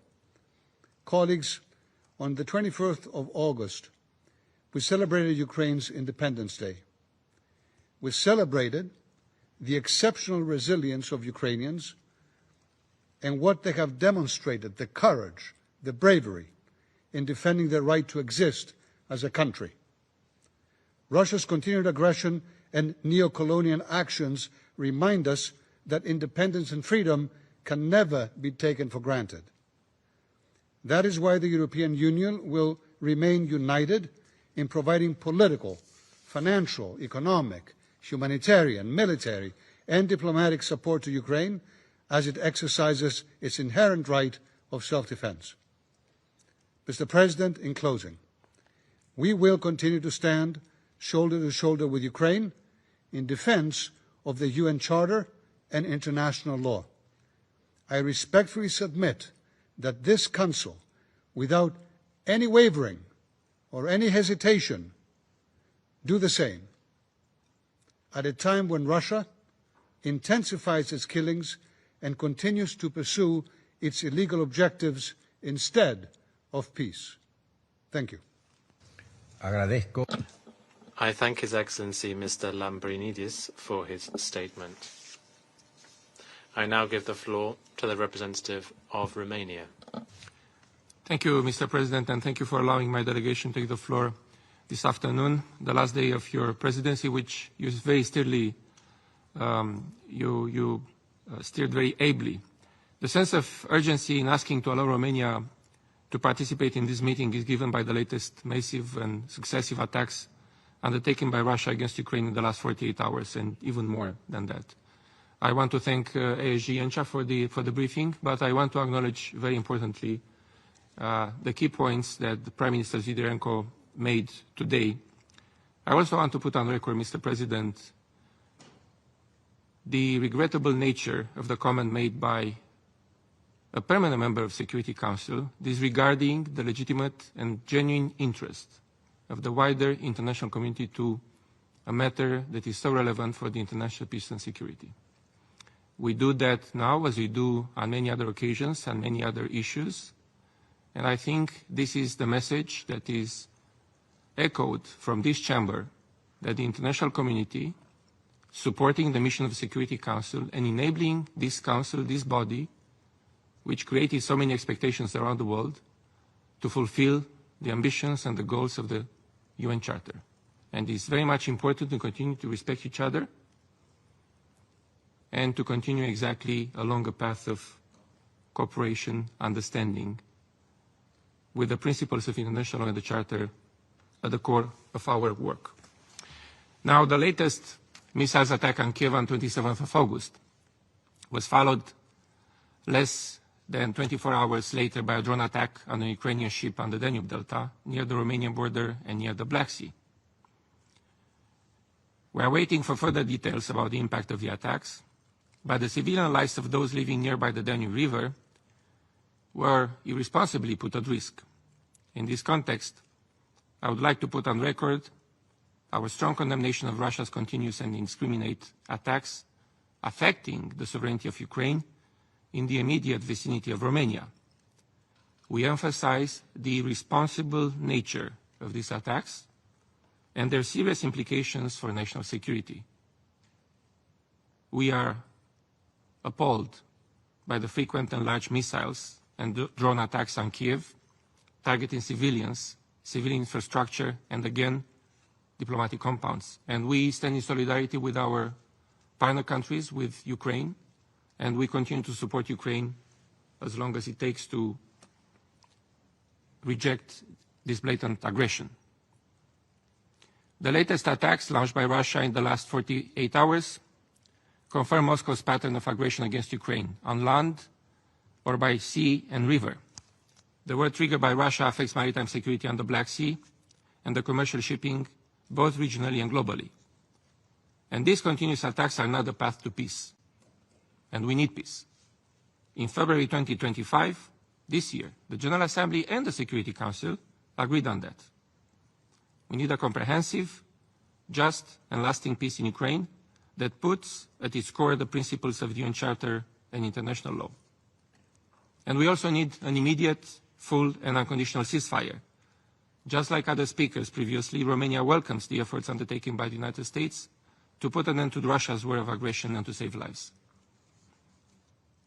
And last but not least, Mr. President, accountability is more needed than ever as we keep witnessing Russia's actions against fundamental principles enshrined in the UN Charter and the Human Rights Universal Declaration. The war started 3.5 years ago by Russia is not only against Ukraine and its people. We have said it time and again. The Russian aggression is a blatant violation of the UN Charter and international law, and it is high time now to advance on the path of peace. Thank you, Mr. President. I thank the representative of Romania for the statement. There are no more names inscribed on the list of speakers.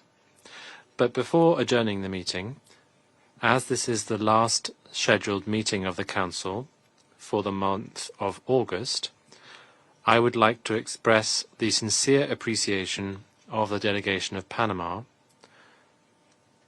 and our entire team to the members of the Council and to the Secretariat of the Council for all the support they have given us throughout the month of August, and for all your cooperation, without which we would not have been able to fulfill our duty.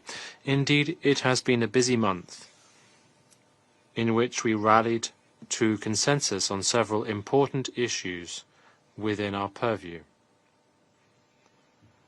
We could not have done it alone, and without the hard work, support, and positive contributions of every delegation and the representatives of the Secretariat, including the technical support team, conference service officers, interpreters, translators, verbatim reporters, and security staff.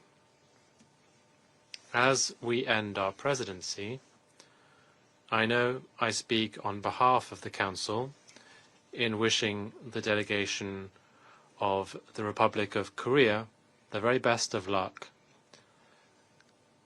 in the month of September. The meeting is adjourned.